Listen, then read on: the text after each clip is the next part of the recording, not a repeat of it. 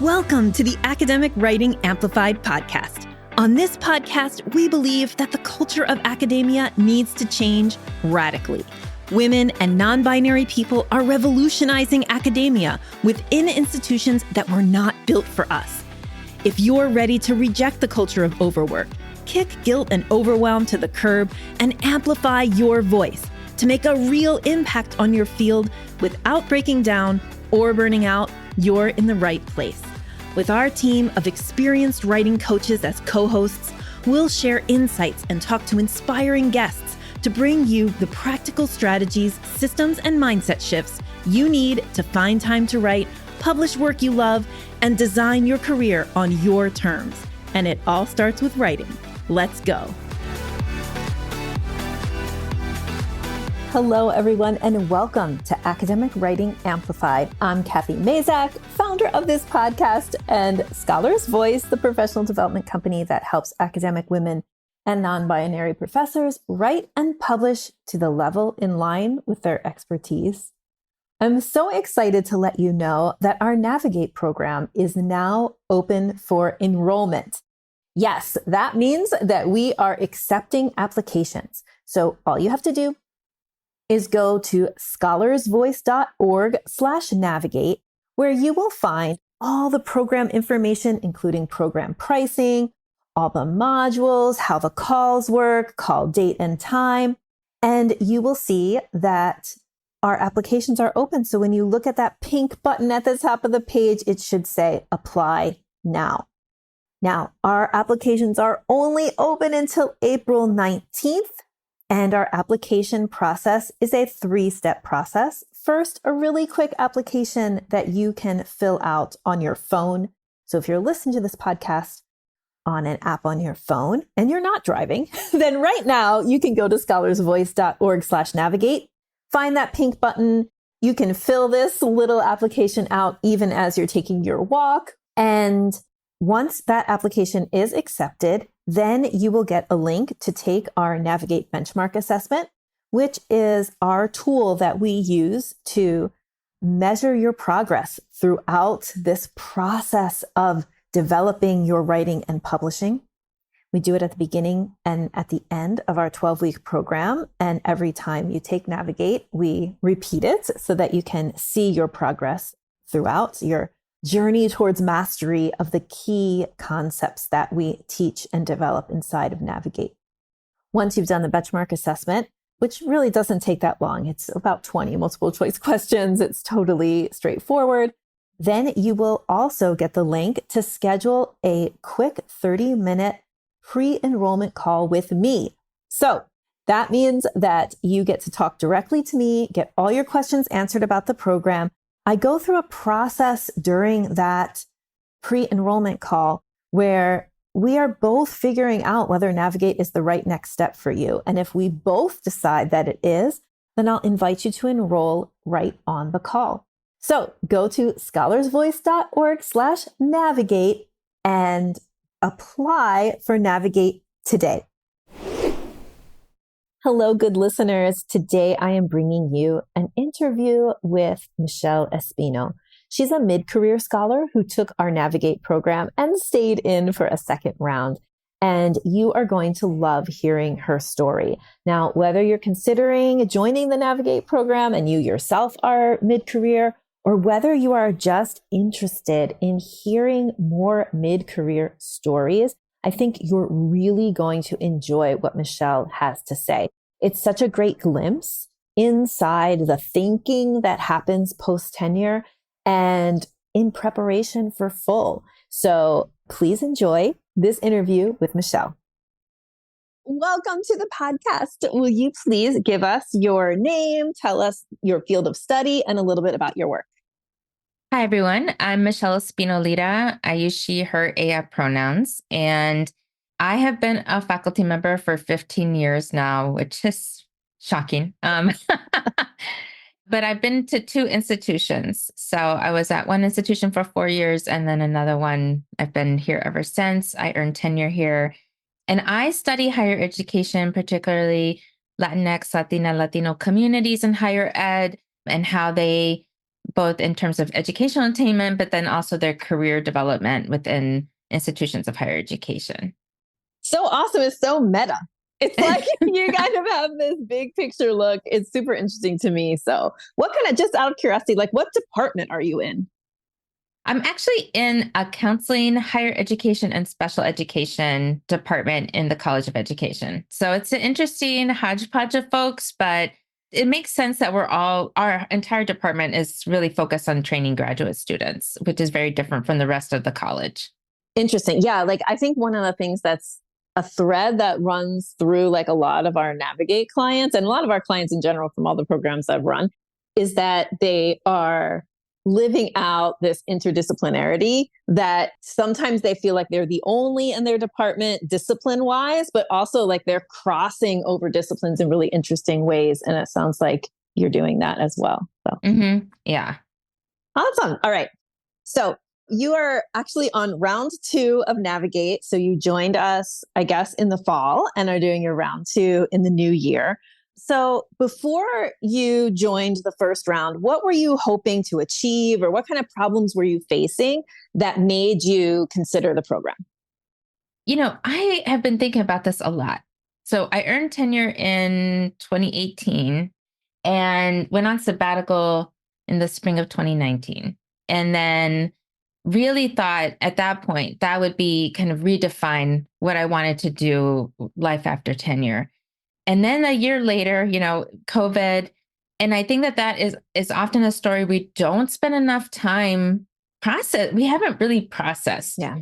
what it was like to be a faculty member during that time. And I think along with that, I ended up taking a leadership position. I was the coordinator for my program, leading students through and all of us through this unknown for several years. And along with that, really thought we need to tackle anti-Blackness as well. And how do we discuss this in our curriculum, in our program? How do we advance towards Black liberation? So I was trying to lead that and manage things, with my partner. It just was a lot was happening where I was prioritizing service, which I was at the time okay with because I felt like someone's got to have to lead in during this time of strife, right? Yeah.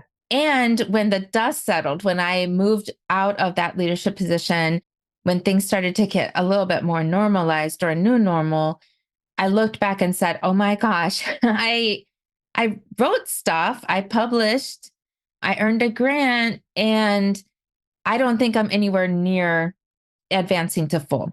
Mm-hmm. And it became this kind of fear of like, oh gosh, I'm not going to make it, which is not true. But at the time, it felt that way. And I thought, I had been talking with my chair for several years about I need something to help me recalibrate, think differently about my approach to this work. And I had thought about different avenues to do that. And when I started listening to the podcast, I was like, oh, Kathy, like, oh, you're doing this Navigate program. And so I was able, through various conversations with my chair, request professional development to try and see, is this something new that I could do? Because there are things that I remember on my path to earning tenure that I felt a sense of freedom, which is really odd. I know folks don't always feel that way, but I just thought, I'm just going to write what I'm going to write about and I'm going to do it at the pace that I want to do it. And if I get tenure, I get tenure. If I don't, I don't. But I was doing all the things to earn tenure and I did it, right? Yeah. But somehow I lost that sense of freedom and kind of, I don't know what it is, but there was something missing. And I felt like, what can I do to regain some of that, vision for myself? I felt like I had lost that. Yeah. I love that. I mean, I'm so glad that you're talking about that because I agree that like we haven't fully processed the pandemic and really 2020 and everything that happened in those years. And I think it's really interesting to hear you as like really a mid-career scholar talk about how you're affected by that because I think so many early career scholars, they had to deal with the question of like, should I delay my tenure? Should I take like extra time? And that was like a whole big thing for a while. Oh, yeah. And we still have this fallout. Like you said, it is unprocessed for sure. So I'm glad that you're kind of starting that conversation. And also the idea that, like, let's normalize that in mid-career, it's not like you've figured everything out. It's not like, because the job, I think one of the reasons, right, is that the job like changes as you do it. Not only does the work change, you change. Mm-hmm. And so like figuring out how to get, like you said, like those expectations, like your approach to the publications pre-tenure, and then your kind of fear around the publications post-tenure, it feels almost opposite than what most people would think, but it's dynamic. All of this is so dynamic. And so as you're moving through the career, like, yeah, at different points, the needing to get the publication pipeline flowing again, or needing to just like pay attention to your career becomes more and less salient, like at different points. So that's really interesting.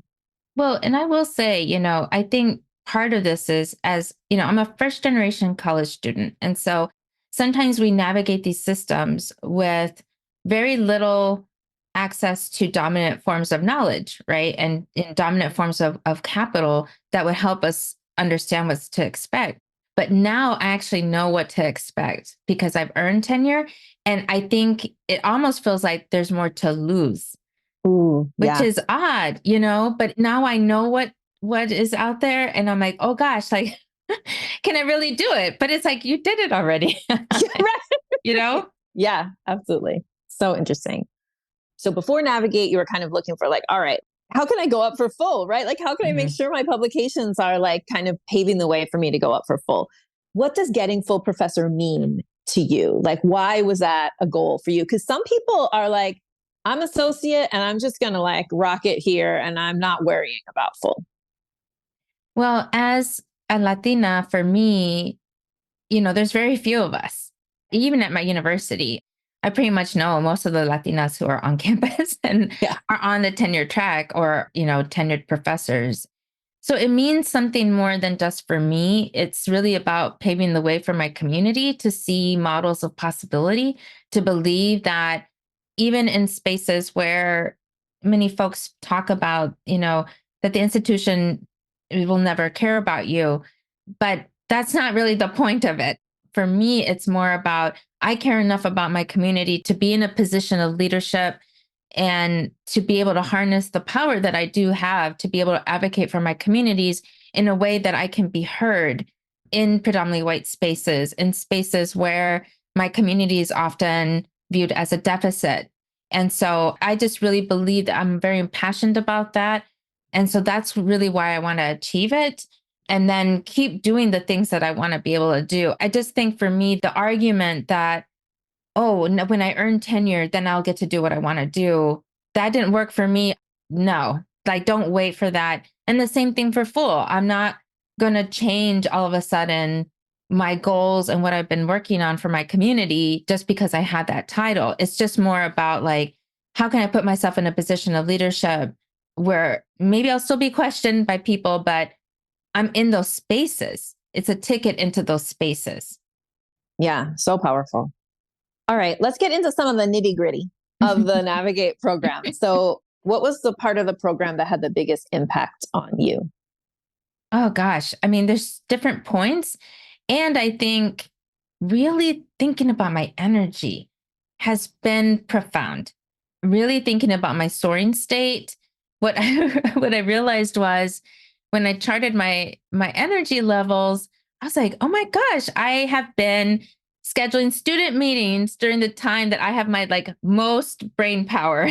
Yes. I thought it was reasonable at the time, but I was like, no, no, actually, yeah, I'm giving all my brain power to meetings and students. And so, what if I really recalibrated that and really guarded that time? So, it really has become in my Google Calendar, it is on focus time. You cannot disturb me at all. I reject meetings automatically. And people are like, I thought you were available. And I'm like, I am not available. Or yes, I won't be available. But it's my choice to make that availability. And so Right. that has made a profound difference in terms of how I guard my time in ways that I just didn't do before. So I really appreciate that soaring time and being able to calculate that. I think the other element that it's just like a theme throughout, is at the heart of what researchers do, and what scholars do, is collect data, no matter what it Mm, is, the kind of data that we're doing. But we really are encouraged to collect data about ourselves. And I think, like, by seeing something, by really being able to measure for ourselves, like both our energy, with our academic mission statement, whether that really fits with what, should I take on this project? Oh, it doesn't fit with my academic mission statement. So that is a no, right? yeah. Or not right now kind of thing. It really has helped me to almost create a bubble of like what's most important to me, and then figure out what will go inside the bubble if I have time. I love that. That's so great. And I didn't think about it until you said it, but it is like, well, this is what you get, right? When an academic creates a professional development program, there's data. Like, of course, there needs to be data. Yeah. So I love that you kind of pulled that out. Okay. So you're definitely using the soaring state concept to kind of manage your time and manage your energy. Other tools that you're implementing from the program that you can think of that you think people should know about? Well, I really like the idea of like listing out. I mean, certainly the understand where my clog is of the publication Yeah. pipeline has been hard to see and accept that, gosh, everything flounders in the conference paper part. That's where my clog is. The conference paper never leads to publication, but it has helped me to recognize that. I think also about like, okay, I've made all these different commitments, and which ones can I let go of? And you also have to chart out, how would you go about saying no to this, or not right now anymore? And that chart really has helped me think about what is most aligned with my academic mission statement. How can I stay committed to that? And it's okay to say no to these other opportunities, because you're really focusing on what matters the most, what's a priority the most. So I just really like that idea of like low priority, oh gosh, I forget what it's called, but it's like low priority, low risk, Yeah. calibrating and deciding like, if it's low risk, low priority, you really don't need to do it. You can say no. Yeah. Love it. Yes. Awesome. Okay. So let's talk a little bit about your results from the program. So, one of the things that we talk about is the low hanging fruit project. And part of the curriculum, everybody's snickering. Okay. So, part of the curriculum is like every week, we're kind of like pushing you a little bit to take something that's been sitting around for a while, that project that you feel like, oh, I just need a few concentrated hours. I can get this out the door and like get it submitted. So, true confessions, like, did you submit your low hanging fruit work? And if yes, like, tell me a little bit about how that experience was. And if no, like, how did it go? Like, how far did you get? Yeah. So I chose a low hanging fruit that actually was with a co author. Okay. And so that really added more time than And so the first answer is no, I did not submit the low hanging fruit. And part of this was also, I almost felt like I needed to rewrite this whole paper. Like as I was started to go into it, Yep. I started to recognize that the way that we had done data analysis, the way that we had even approached the work was not at the level I needed it to be to submit it to a journal. And it also gave me an opportunity to really think about, well, what all are the tasks? And so I did create a Trello board to help me just map out with my co author. We're going to track our time of how long it takes us to do these tasks, of the expected time that we think it'll take us versus what is the real time. Mhm. Because I think that that has been a challenge. And this is why I wanted to come back to Navigate, is to ensure that I understood how to outline all of the tasks and to really focus on that area so that I can map this for the future, map how long it takes me to complete an article. Right. And so the goal is that it's still my low hanging fruit and that it'll be submitted in May. Great. And it will be submitted in a form that is better than if you hadn't like had to go back and do extra work. I mean, this is like part of the work. Yes. Right. And sometimes I feel like too, like one of the criteria for coming into Navigate is you have a backlog of papers. And a backlog of papers can mean different things for different people. It could be a couple of papers. There's people who come in with like literally 10 things that they're carrying in their mind as Mm-hmm. like, Wow. I should be working on these. So part of the point of the low hanging fruit thing is like, okay, you pull something out and you, instead of it being in those shadowy backgrounds of your brain, you're like, no, okay, now I'm going to do it. And like happened with you, you might reveal more work than we thought. Good to know, right? Because you've been having a certain set of thoughts about it, like, oh, it's a few hours away from being done, but it's not actually. So this is all good information.